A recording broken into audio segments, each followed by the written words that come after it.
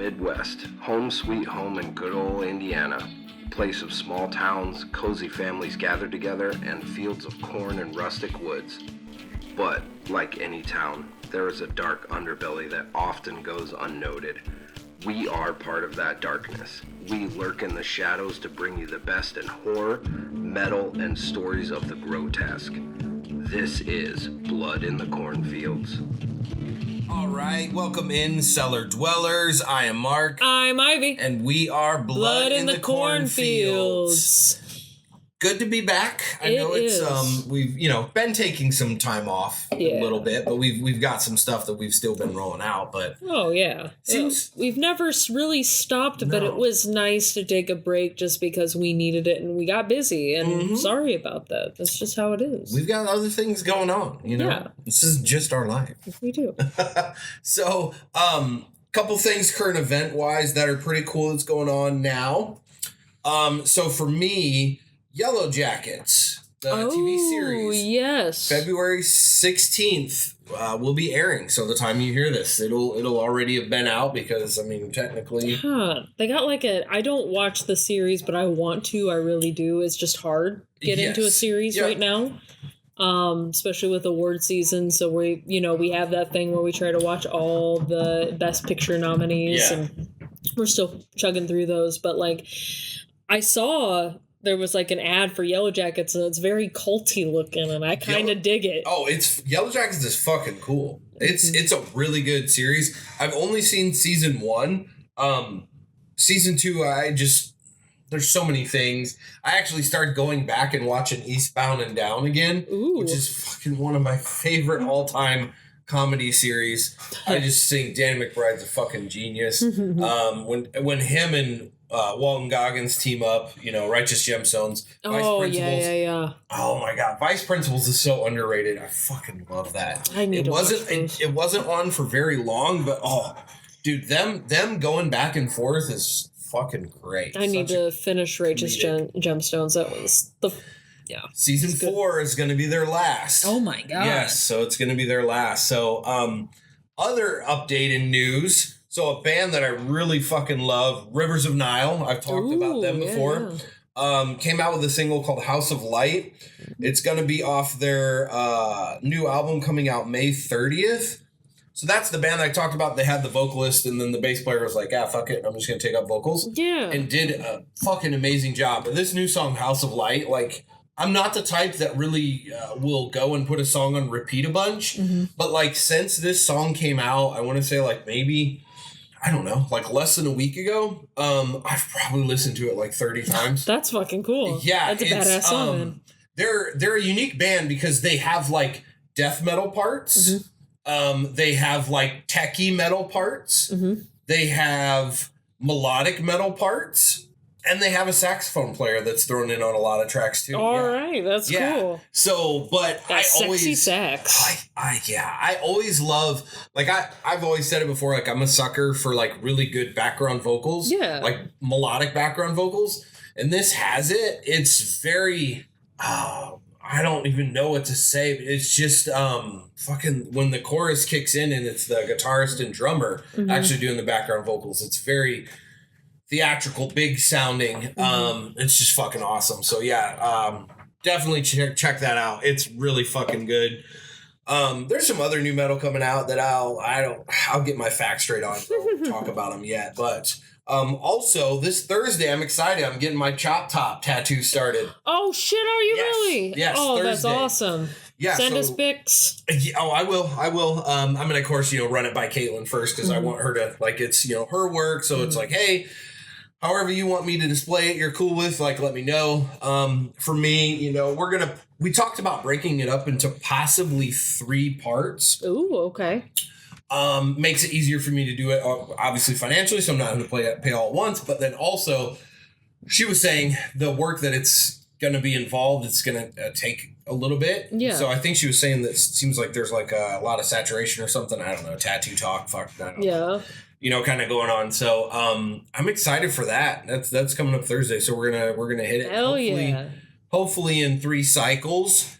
I have thoughts of also too, because then like I'm doing it, but I'm talking with her, and so part of it is we're gonna have to like figure out, because it's going on my thigh, like where to go, because I want to leave a border or like a header or a bottom, so that Bill can sign, and then I can have that tattooed underneath it. Fuck yeah! So it's gonna be in between. I forget which leg is my cellar and dweller. But this leg, so it's gonna be like above that. So cool. we're gonna have to take into consideration it'll be there, but then I want it to be down. I don't want it to be like up on my inner thigh. You don't want it to be like a lady version of a thigh tattoo. Not saying ladies can't do the other. But I'm just saying that seems a little sexual, a little risque. Well, to me, and I also want it to be like, it's not the type of tattoo that I would put on my inner thigh, because the direction needs to be facing like straight upward. Now, if it was like vines or something, it's non-directional. You can have the vines go wherever. Yeah, you can do inner thigh. But I'm keeping it, because there's going to be, tattoo's going to be on my meaty here. So we have to kind of work that out. So I'm super excited to get that started with. Absolutely. Oh, yeah. So what to do in your world, ma'am? Man, not much, but I will say this. Our friend Bill from Crimes, Killers, and Cults and Beer. And Beers, yes.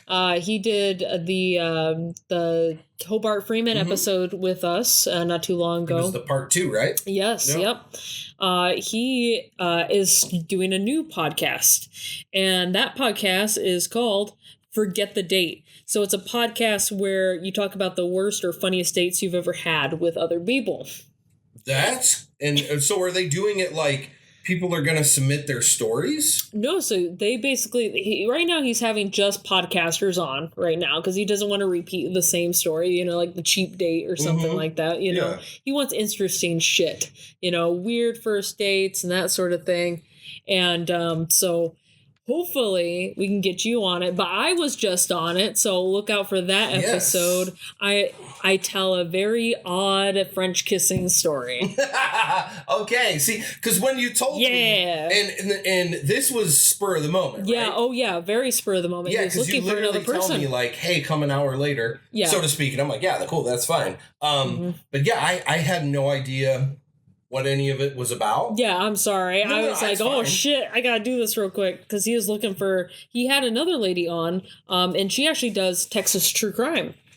That's cool. And I think she needs to talk to me. I think she does, too. I think she needs I'm gonna patch her over to you. Yeah, that's awesome. Because I feel like that's a match made in heaven. Yeah, I love me some true crime. Even if she wants me to do some research and stuff too, I can totally do that. So, oh yeah, absolutely. Yeah, hopefully she will reach out to me because I'm down. We're always, I love the collaborating and different things. And speaking of, there's another podcast that I want to kind of shout out. I forget how I kind of stumbled onto them, but they're actually really new. The one thing I was going to say is I DM'd them just kind of like, hey, introducing us and, would you ever be up for collaborating and all that sort of stuff? And she had said like, they're new and all this stuff, but like I listened to their podcast and I'm like, they sound like they've been doing this a while. Yeah, because it's only like one episode right now, isn't it? They have a couple. Okay. I listened to 2. They're on Instagram. They're Final Girls, the podcast. And so, excuse me, ladies, I've listened to 2 episodes. So if I don't understand fully the whole premise, but on my understanding is it's a podcast about final girls. That's fucking And I know one of them's a film student, very well spoken. I just was like thoroughly impressed. Like, holy shit. Like they actually, they seem like they're a professional-ish type podcast, not like, hey, we're doing this for fun. Yeah. And talk to them. They're great. And we are actually in the process of figuring out which final girl we're going to talk about in the episode with them. So I'm excited about that. And I'm hoping it's actually going to be in March, which would be Women's Month, right? Yeah, exactly. And we got a podcast collaboration with Black Tornado on that as well. Yes. So look out for that. Go check them out again. It's on Instagram. Final Girls, the podcast. Mm-hmm. Really good podcast. Totally impressed with the 2 episodes I've listened to for them. So looking forward to that. So go check that out. They're pretty good. Yeah, the only other thing I have for news as far as other things is Linda Cardellini is in talks to star as Pamela Voorhees in A24's reboot or prequel series or whatever the fuck we're calling it, Friday the 13th. Yeah, so that's the TV series? I don't know if or is it the movie? Yeah, it's a prequel series. So yeah, it's a series. So that's the TV series Camp Crystal Lake. Okay. Remember we talked about way back when that we were stoked, and then it got shut down. Yep. And then it got greenlit again. And so now, and I love her from Freaks and Geeks. Okay. That's where I remember That's where her. You know her from? Yes, Freaks and Geeks. I know her from Scooby-Doo.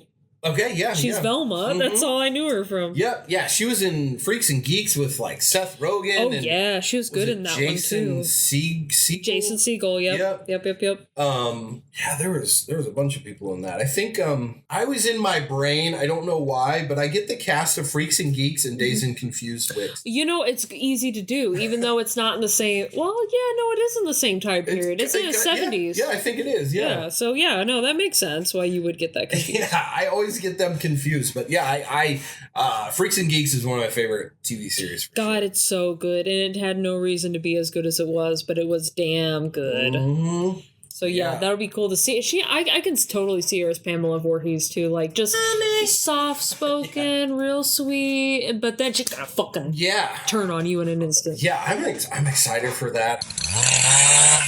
That's it for the new stuff. On to the episode. So we got a true crime episode. Mm-hmm. We've not done a true crime in a few minutes. I've had one that I've been working on. But then this one came into my lap. There's a gentleman that me and my girlfriend know, and he posted something about it. And I was like, shit, I vaguely remember this. So this true crime is... I want to say like personal to me because I don't know the victim. Mm-hmm. I don't know any of the people that did the horrible shit, but it very much is a part of me. Yeah. And I don't know whether I should just rip into it or explain how this case is a part of me. I think, if you did explain it first, how it's related to you might be best. Okay. So this... is close to me because, so first of all, our victim lived in the very small, no crime town that I went to high school in, Middlebury, Indiana. Oh, Middlebury. Oh. Yes. So I went to high school there, and I believe her daughter went there and her daughter's boyfriend. There's not a lot that you can search, and I was kind of like, I don't know. I assumed since they lived in Middlebury and she was in high school that she went there, but honestly, it doesn't really matter. So she lived in the town that I went to high school, very small town. Mm-hmm. She worked at the hospital I was born at, Elkhart General Hospital. Okay, yeah. She worked there, and the assailants, the people who perpetrate the crime. Yeah, the assholes. Yeah, were found in Goshen. Jesus Christ. So it's where I live now, where I was born, and where I went to high school. Mm-hmm. Kind of fucking weird. That is weird. That's a lot of parallels and shit. That's there's no other crime that I've ever come across that really kind of hits like that. So I guess I'll just get into it and give you guys kind of a brief down. And of course, like, I'm going to break down some things from a personal perspective too, because like I said, like, this is literally a lot of my life have parallels with this woman. So our victim's name is Barbara Jo Keim. Oh. She, like I said, works as a nurse in the Elkhart General Hospital. In the summer of 2005, her life was in flux. The 41-year-old was getting a divorce and had recently moved to Middlebury, Indiana. Like I said, Barbara worked as a nurse in Elkhart General Hospital, as well as raising 2 kids. She had a teenage daughter named Hannah and a young son named Timothy. So she was well liked around town, and around church and at work. And so I'll just kind of paint a picture of Middlebury. So for me, my thoughts and memories of Middlebury are a little bit older. I graduated high school in 2000. And so I definitely know the Middlebury just before this all happened, because I graduated in 2000 and this happened in 2005. With that being said, Middlebury is very much an Amish community. It has the famous Essen House restaurant right in the beginning of Middlebury as you come in off of 20. My high school was off to the left of 20. It's the first thing you're coming in as you see as you get into Middlebury. No, Middlebury's close to Napanee, right? Very close, yeah. Okay, all right. That's what I was like. There are elements of Napanee in this, actually, too. Just a little bit. Yeah. So, Essen House is a big part of Middlebury. Now Rise and Roll has also become a big part of Middlebury. Yeah, it's a very small town. Very much everyone knows everyone. You know, I mean, the big restaurant when I was growing up was Ruli's, and the family that owned it, I literally went to high school with their daughter, and you know, I played soccer downtown in Middlebury on a youth league with Blake, actually. Oh, really? Yeah, That's we cool. played behind the elementary school downtown, and we used to get ice cream at the ice cream shop right by. So very small town. Anything more than a bullshit burglary or vandalism. If I would have spent more time, I would have researched how many murders have actually happened in Middlebury. Yeah. There's not a lot. Just an area where Midwest Indiana, town at its best. You know, there's one grocery store downtown. I mean, after I graduated, they put in a McDonald's. That was the only one in the town. Oh, for the longest time, there was just a Dairy Queen and a fucking Taco Bell in the gas station. The main one of two gas stations that was downtown. Wow. And it was kind of the cool place. And then you had the library right across the street. So in 2005, I can only guess because at that time I was living in Tampa, Florida. Oh, wow. So what I know Middlebury now is, so Middlebury's had a lot of money move there. So it's actually really nice houses. Median income has gone up, I assume, astronomically. I know because with my old job, I actually would sell in home, audio, video, security, different things like that to some of these newer houses through contractors and different things. And so I've been in these houses, a lot of these new built houses within the past 2 years, and there's some nice shit.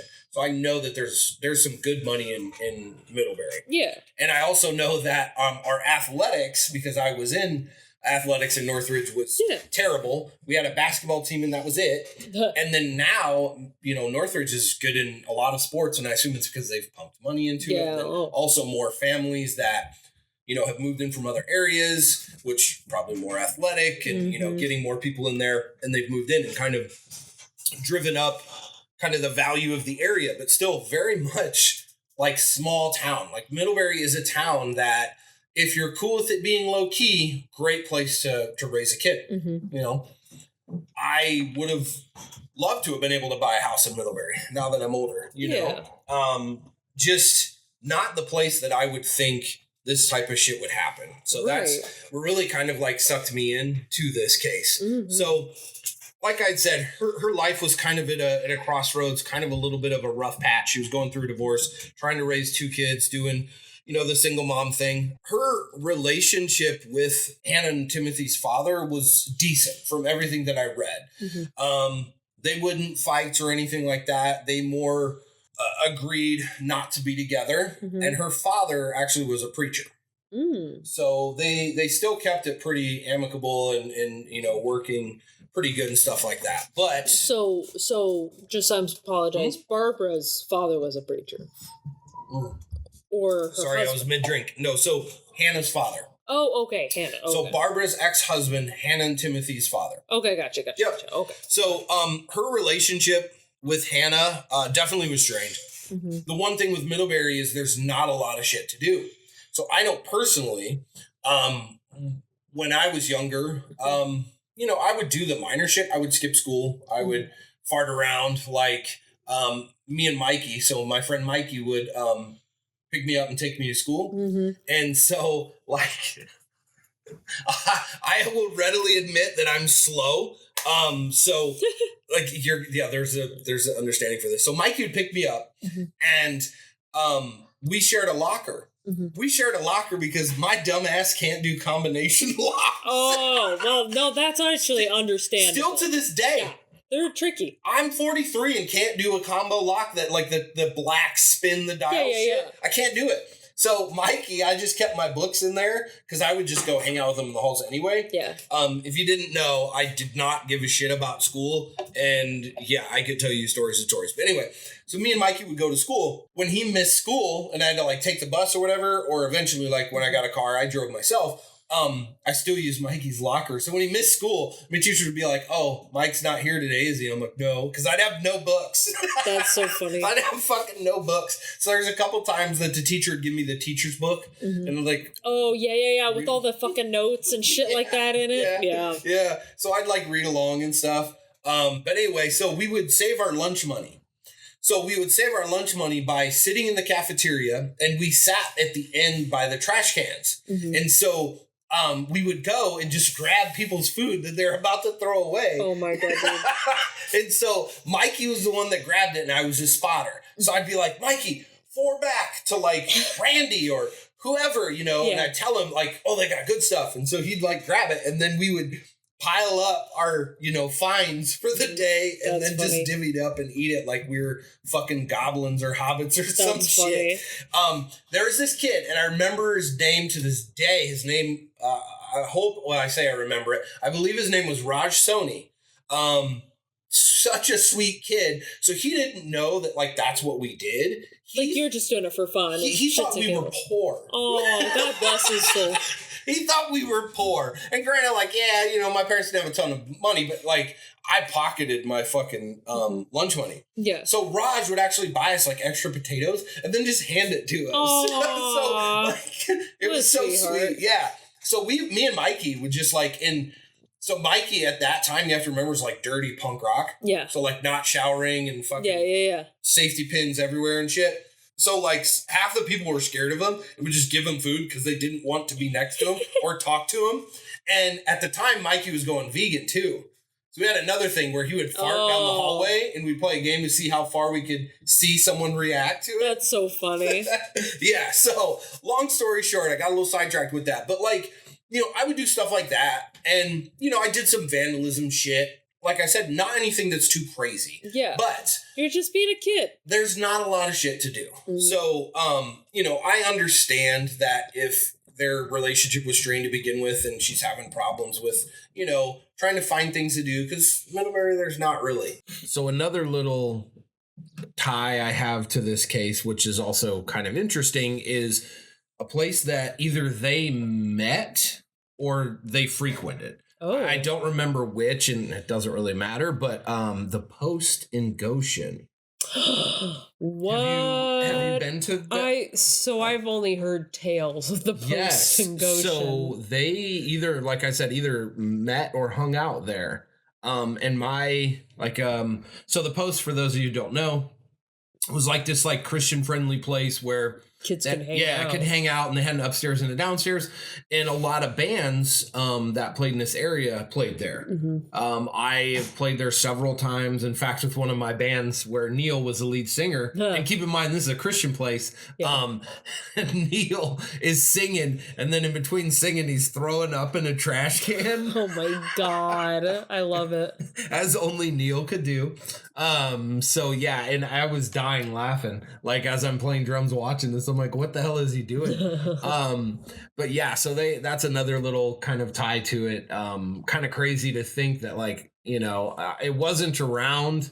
I don't think it was around the time I would have been playing shows there, but it's still like, I know a ton of people in this area that went to the Post, all the time. I bet you some of you listening know exactly what I'm talking about. Yeah, we've had we had something similar to that at Wawasee. It was called Rock Solid, and it was at it was like a rec center.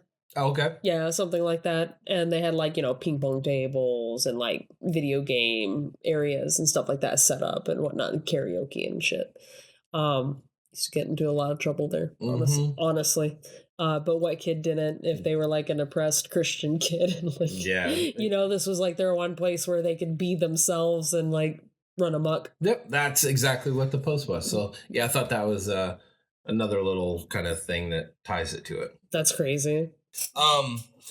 So with that, the two often argued mostly about Hannah's boyfriend, Spencer Krepitz. So Spencer was a different kind of dude. My understanding, kind of gothy, kind of, oddball-y kid. Yeah. From all my reading, gonna give us a bad name. Intelligent, but also not well liked because people kind of thought he was off, kind of thought he was creepy, didn't really like him.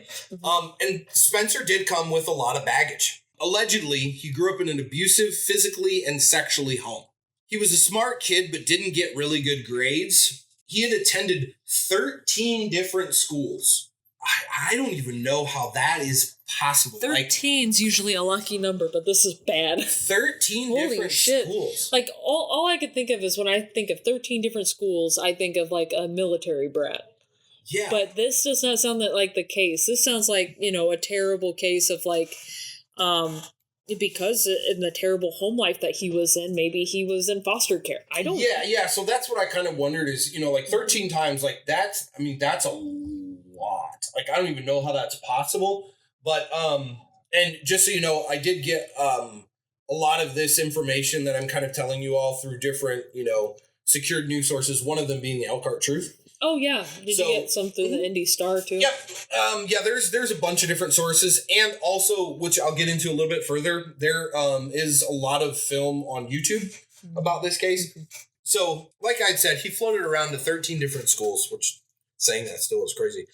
He would drink and smoke weed as an early teen, and then that turned into LSD and heroin. So, that... Not always does that turn to LSD and heroin, but... Not always. But, so for me...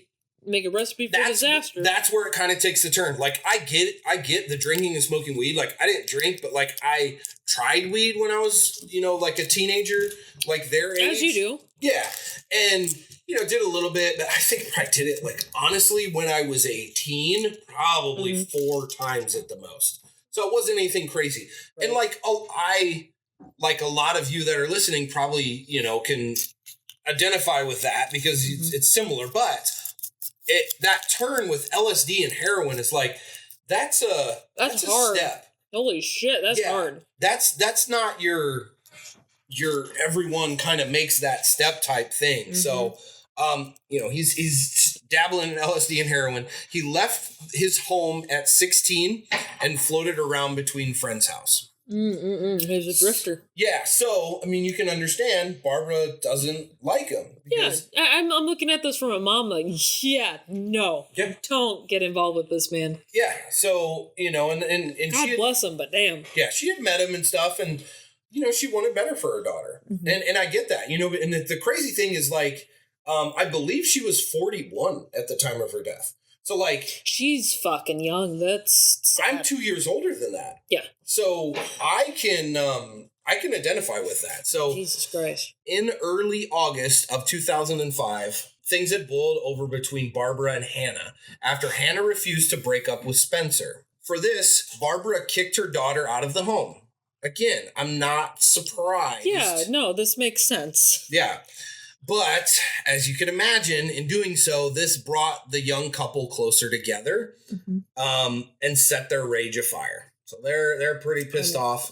Yeah, I mean, they're kids, but also you can't... I think I know where this is going. I don't know if I know, but, like...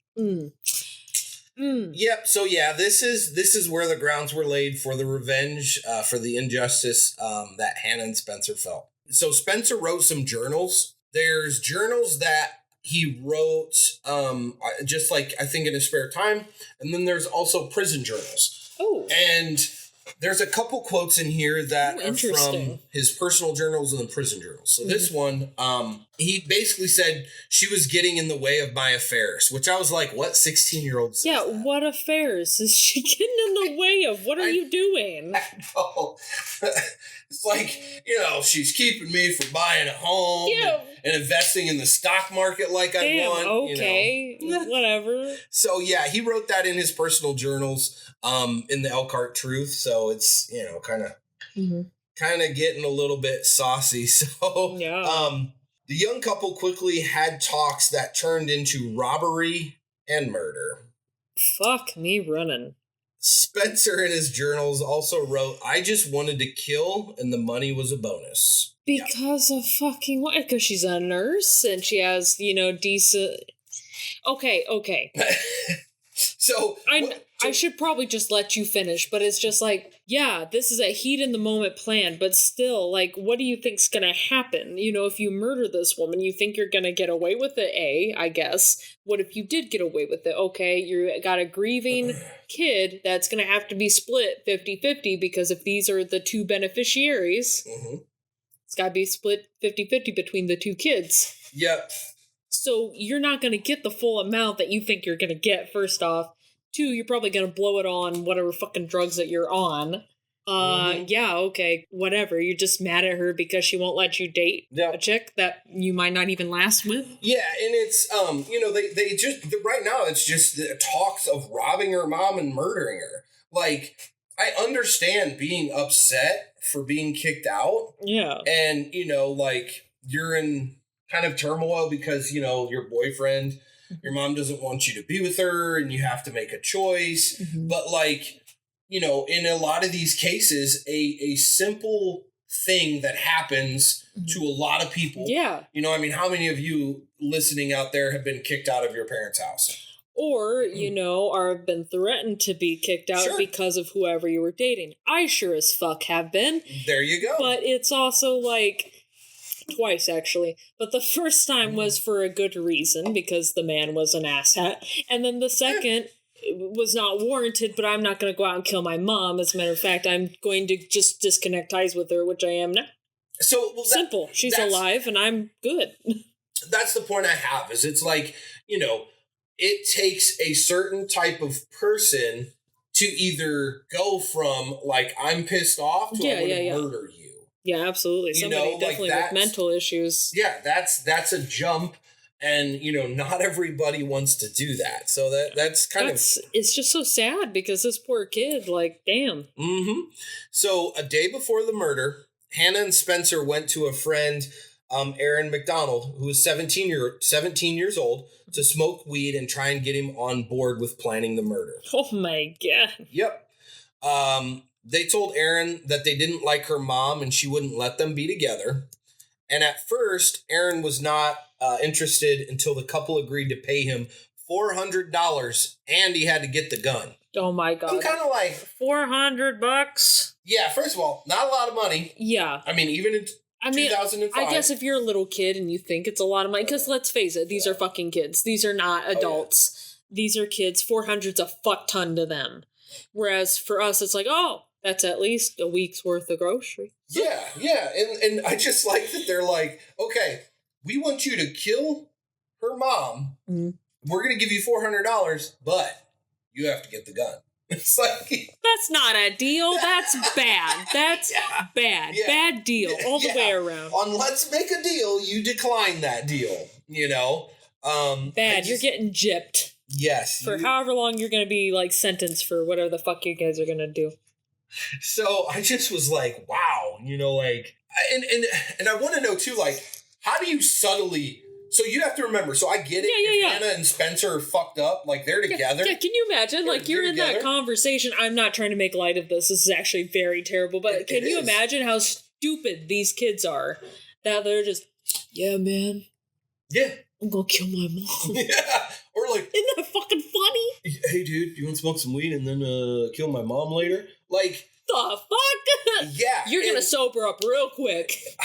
Yeah, and again, that just... how many of us out there, first of all, would be like, fuck no. Like, what? Get out of my house. Like, no, I don't want nothing to do with you. Maybe you'd be scared. Let's stop being friends. Yeah, or maybe you'd be scared, talking. Like, whoa, they're trying to get me to kill their mom. Like, maybe I played off cool, but then, like, I never want to fucking see those kids again. No. I'm locking my doors from now on. You ain't allowed in my house. Yeah. So that's, again, fucking crazy, man. Like, and, we'll learn more about our victim and stuff like that, but, like, I sympathize with her. Everything that I read was everyone loved this woman. Mm-hmm. She was very well liked at work. participated in church, very well liked in her church. I just did not hear one bad thing. And I, read multiple articles, watched a lot of the film, sadly, focuses on her daughter. Yeah. But I watched a lot of shit, and that's the thing, too. And it shares the same sentiment with a lot of our victims that we talk about on this podcast. People that are just good people that have nothing to do with what actually is going to happen to them. I think about the trans kid case. Oh, where all they had to do was just leave the fucking kid alone. Who cares? If you don't like him because he's trans, you don't like him for whatever reason, just leave him the fuck alone. Hate your mom, that's fine. If you want to cut her out of your life, fine. Yeah. But why try to plot? Why kill her? To murder her? It's just crazy, and it's fucking sad that they could have chosen so many roads like you chose. I'm sure you listening out there could choose. And they didn't. And it's just I have no sympathy fucking whatsoever. And the more that I tell this story, you will have no sympathy for these fucking people. All three of these motherfuckers. Mm-hmm. So on August 4th, Barbara was home alone. Her son was with his father. Mm-hmm. Thank goodness that they had no kidding. Enough of that. So Barbara heard a knock at the door, and it was her daughter saying she needed to pick up some clothes. So unbeknownst to Barbara, she's looking through the peephole, sees her daughter. Yeah. Spencer and Aaron are on the sides, out of view. So once Barbara opened the door, Spencer and Aaron tackled her. Jesus. So tackled her into her own home. Yeah. Aaron later testified and saying that she was screaming the whole time. And then he pulled his gun out and I assume put it in her face. It didn't say that. Pulled his gun out and then pointed at her and told her to be quiet. One thing I wanted to mention here and take a little break. So we now have, Spencer and Hannah, the Romeo and Juliet feel their love is infringed upon by mother, right, and that, they must kill her. So she was in an apartment in downtown Middlebury. And one of the interesting things I watched from watching a film because this whole incident starts in the home. And obviously this woman's getting tackled in her, in her home. And she's screaming. My first thought is who's around? So we have Aaron testifying. So one of the cops gave an interesting point of view, and I kind of agreed with it. So the one cop had addressed this issue. Mm-hmm.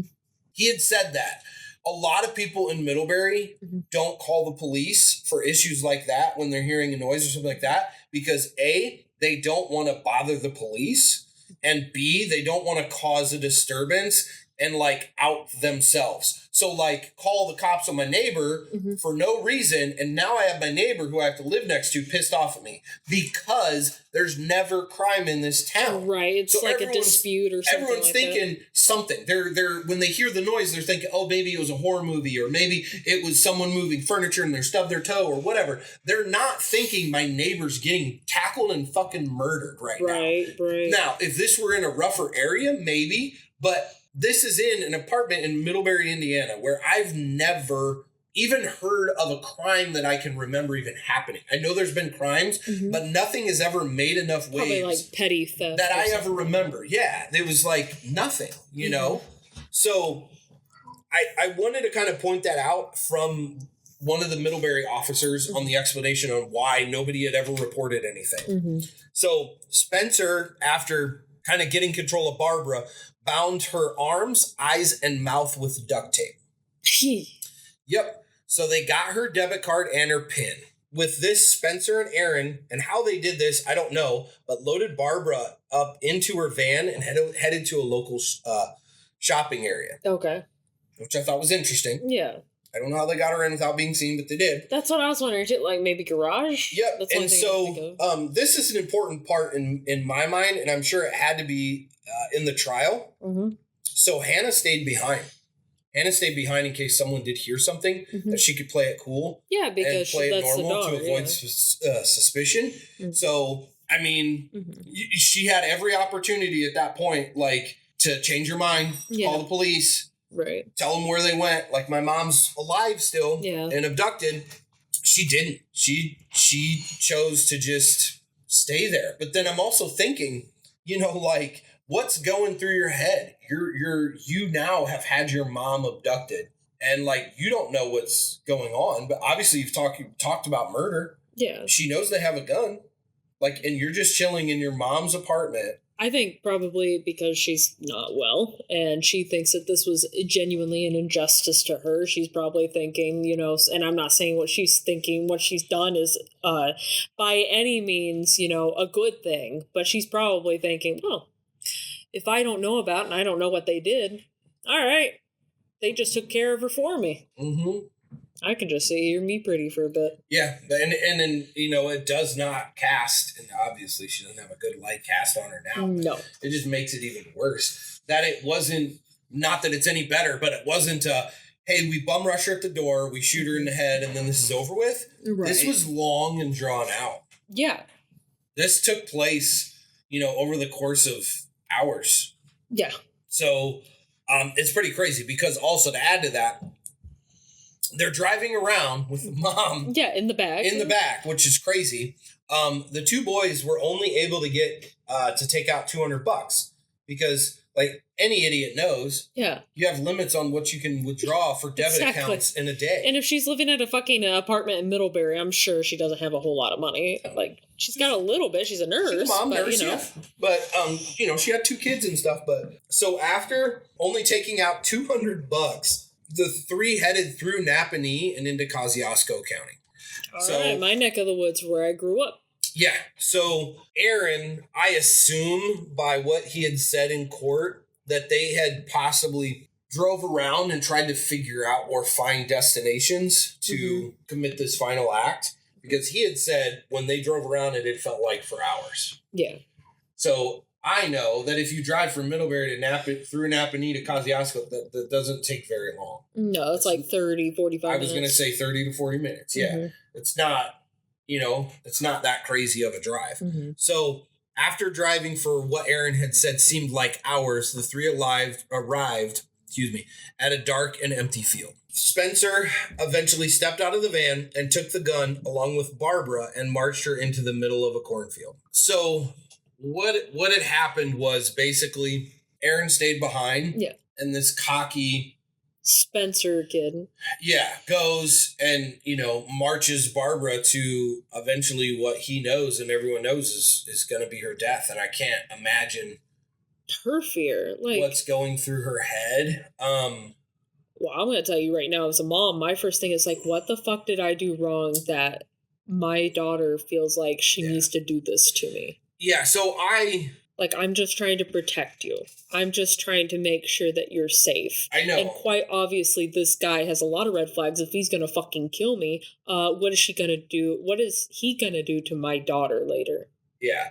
So this is the part that I get to that I know what's going through her head is, you know, she's obviously has to be thinking about her daughter and my son. My other kid. Yeah, her son too. But I mean, for me, I'm thinking what sort of element, and I can't even fathom and understand where I would be in a situation where I know that my daughter is having me killed. Like, that's the worst thing that I think could ever enter my mind. Yeah, because you're a parent. Your job is to take care of your kid no matter fucking what. And you have put, you know, your heart and your soul into this person that you brought into this world, and now they want to take you out of it just because of something stupid. So, I'm going to talk about something. So, I listen to a lot of true crime. You know, I there's this aspect of my life. So, the thing that I want to talk about is, so they're driving around. I never saw any of this, but in my mind, I'm thinking, like some victims I hear about, you've got to leave evidence. You've got to try and do something, this, that, and the other thing. Also, and I don't fault Barbara at all because I can't imagine what was in her head because she's coming to all this realization. But I don't know if this happened. It doesn't sound like it did, but fight. Don't let them, you know, do what they want to do. Like, if you're at that point, fight. Make it at least uncomfortable for these kids. Make it like, you know, make it so they have to kill you by the side of the road And they're going to get caught because of that, because they, if I ever found myself, I don't care how many people it was, like at a road and it's dark, no, you ain't getting me out. Nope, you're going to have to do me in the car. Mm-hmm. Or if you get me out, you're going to have to do me right by the side of the road because I'm not fucking letting you get away with this. But if she was bound in shit, doesn't matter. Bum rush him. What do you think? What would she be able to do? She's bound. I know, and I'm not saying this knocking her at all. No, I know. I guess I'm trying to rationalize. What are you going to do if you're bound and tied and gagged and everything? Like, what can you do in that instant, except for maybe wiggle around? Yeah, and it's more maybe just my wishful thinking, because I just can't fathom someone doing this to like our victim, you know. And maybe it's because obviously I haven't got there yet, but I know what happens. But I see. I'm not saying she didn't fight. I'm just saying, like, if anyone ever finds himself in any sort of position, like, you have to leave the evidence, you have to fight, you have to try. And I'm not saying she didn't, because I did not even research into that. Mm-hmm. But eventually, so what had happened is he marched her out into a field. This piece of shit preyed on her religion and asked her either A, recite the Lord's Prayer, or do you know the Lord's Prayer? And this comes from the diary, so this could be the killer gloating. Fuck me. He said that after she finished, he said, "You didn't say amen." And then she said amen, and then he shot her in the back of the head.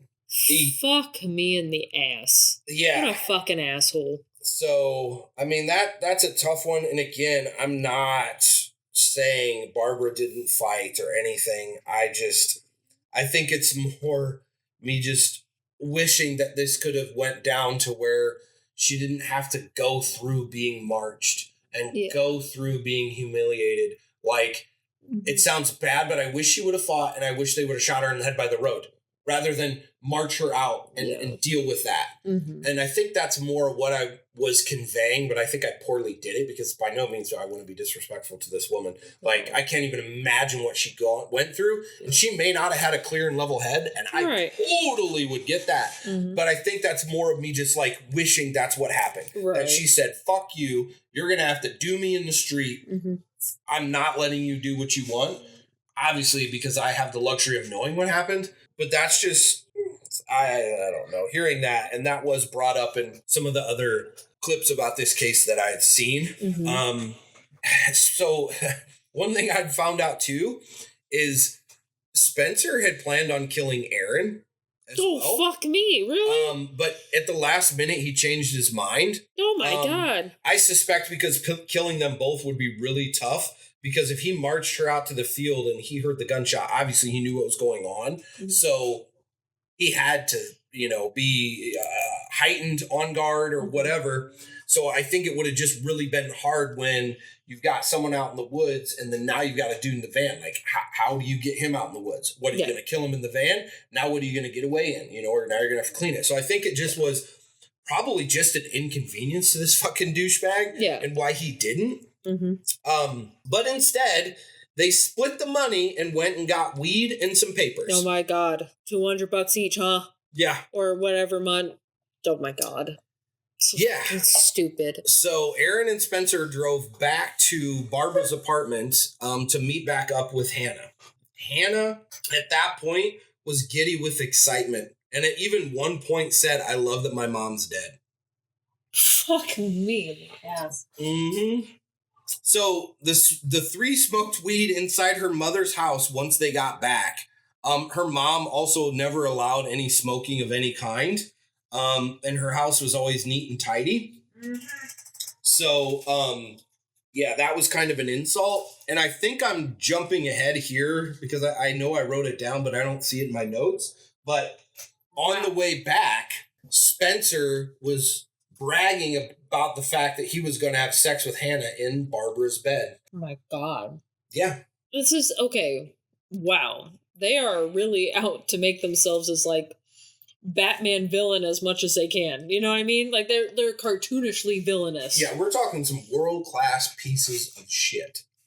Like, I know that they're real people, but goddamn, it's like these kids, like, saw bad guys and are like, that's how I want to be. I want to be like that. I want to get that bad of revenge. And it's like, okay, you realize this is real life, right? Yeah, that's fucking crazy. So the next day, when Barbara didn't show up to work or to get her son, her sister filed a missing persons report. Excuse me. At that point, Hannah was considered missing as well. Oh. Mm-hmm. So they took off. Mm-hmm. Obviously, they smoked weed. I don't know if they spent the night or whatever, but then they took off. Because the next morning, that's when people were like, whoa, Barbara didn't show up to work. This isn't cool. Mm-hmm. Her son's dad was like, this isn't cool. She didn't pick him up. This has never happened. Uh-huh. So her sister filed that missing persons report. And then friends in the community handed out flyers and spoke to reporters. It's my understanding this happened very quickly. I think it may have even happened that next day. Uh-huh. If not, it was the day prior. It's usually like 24 hours for a person to be declared missing, right? Mm-hmm. Yep. So unhappy that Aaron had been stiffed on the other $300 he had been promised, because remember, it's supposed to be $400. Oh, right, yeah. He returned to Barbara's apartment the day after the murder to steal a check and write it to himself for $800 for repairs that he, quote unquote, did on Barbara's car. Oh my God. When Aaron went to cash the check, what an idiot. The account was flagged and police were sent out to detain Aaron. What a fucking idiot. Yeah. So he goes back to the dead woman's apartment and writes a check for himself. I mean, we're also talking about kids here, so yeah, of course they're dumb. Yep. So after only a few minutes being interviewed, Aaron caved and told them where they could find Barbara's body. Yeah. Yep. So on August 8th, Elkhart County arrested all three of the kids. Spencer and Hannah were holding up in a hotel in Goshen. So yeah, they basically got word that they were in Goshen. Mm-hmm. And so the police, came into the apartment and arrested them. There wasn't any issues. There wasn't any shootout, nothing. The jig is up. Mm-hmm, pretty much.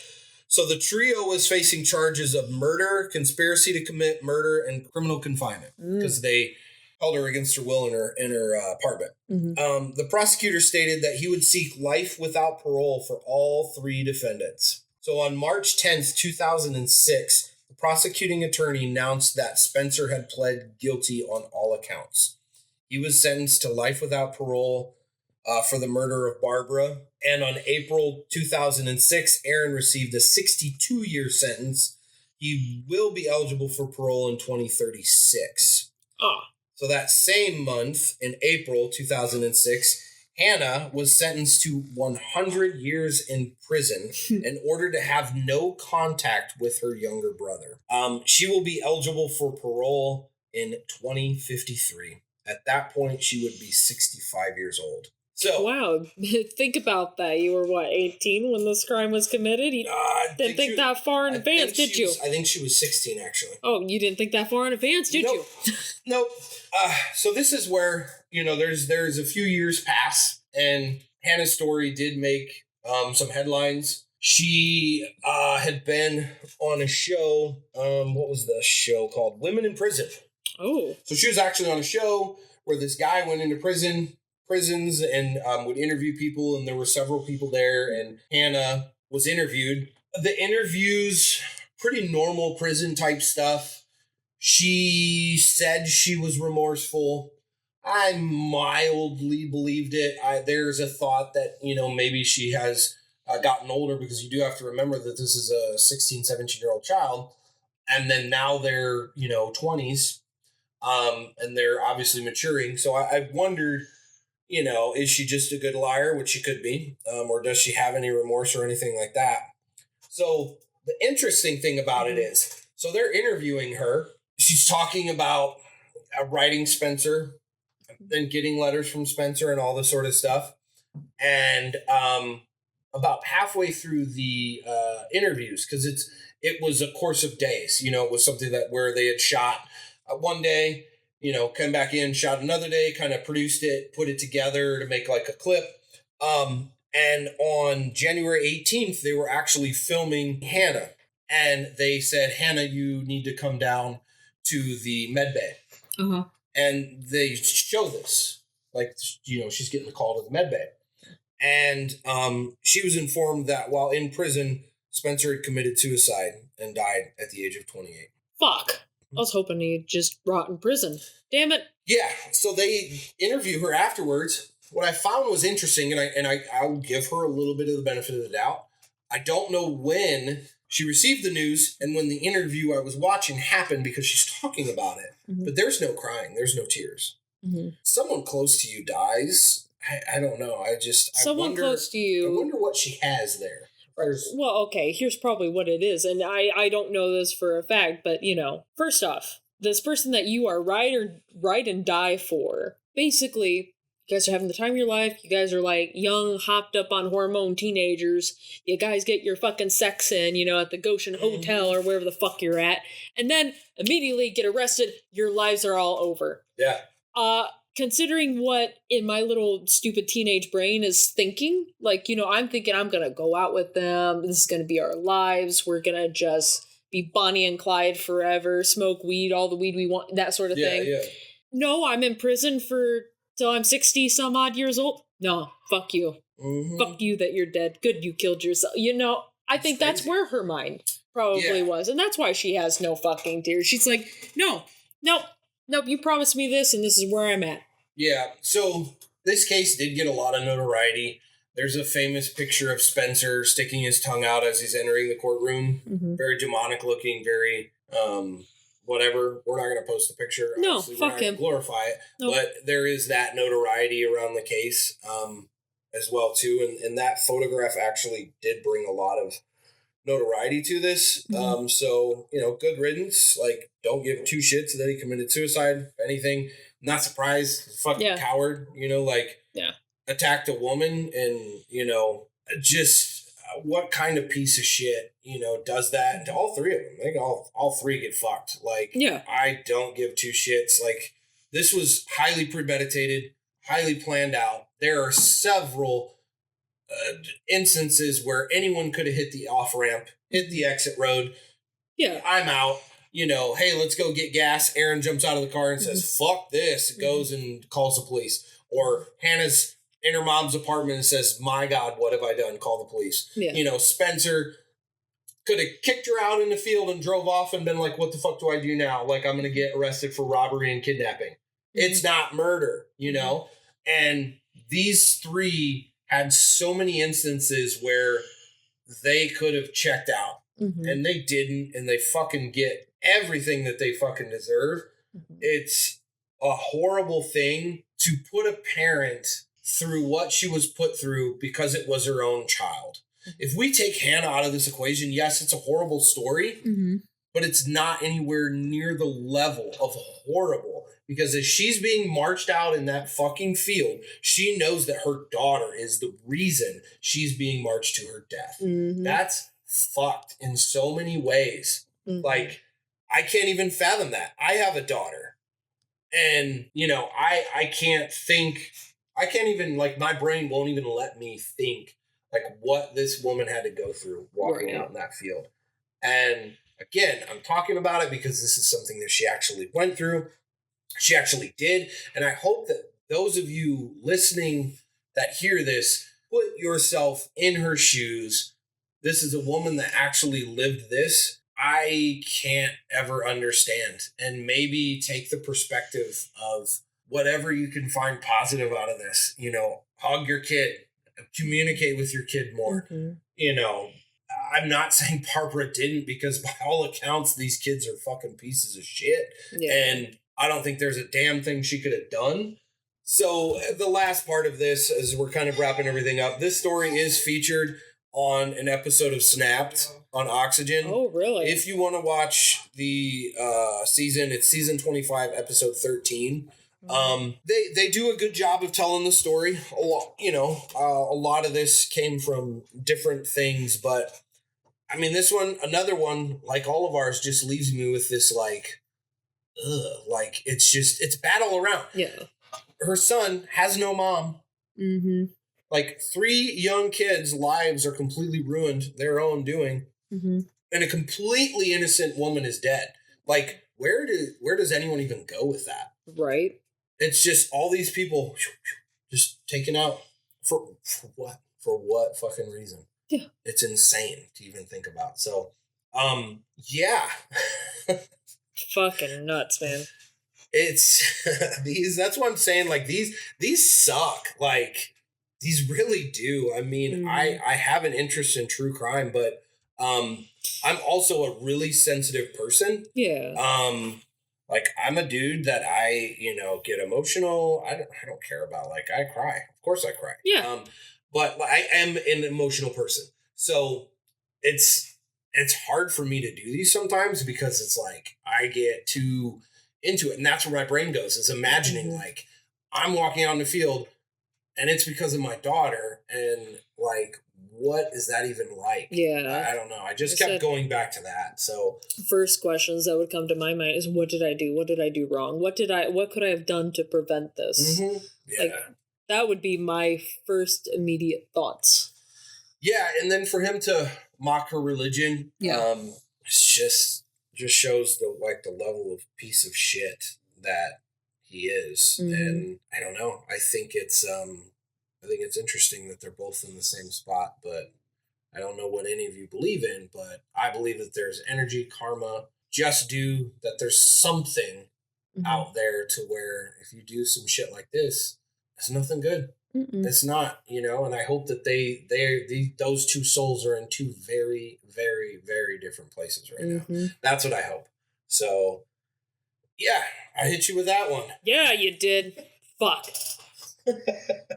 Oh, man. Well, we're going to be doing some more, true crimey stuff. We know you guys like it. Yes. And it's, it's our most viewed stuff. We get that. We try to keep it fresh. We try to do some different things. We got a lot of stuff, man. I'm personally working on 4 different things. Yeah, and we're actually going to talk about some of that stuff after this episode. So we won't bore our listeners with that. Yeah, guys, with that being said, look out for each other, and good night, cellar dwellers. Bye. Bye.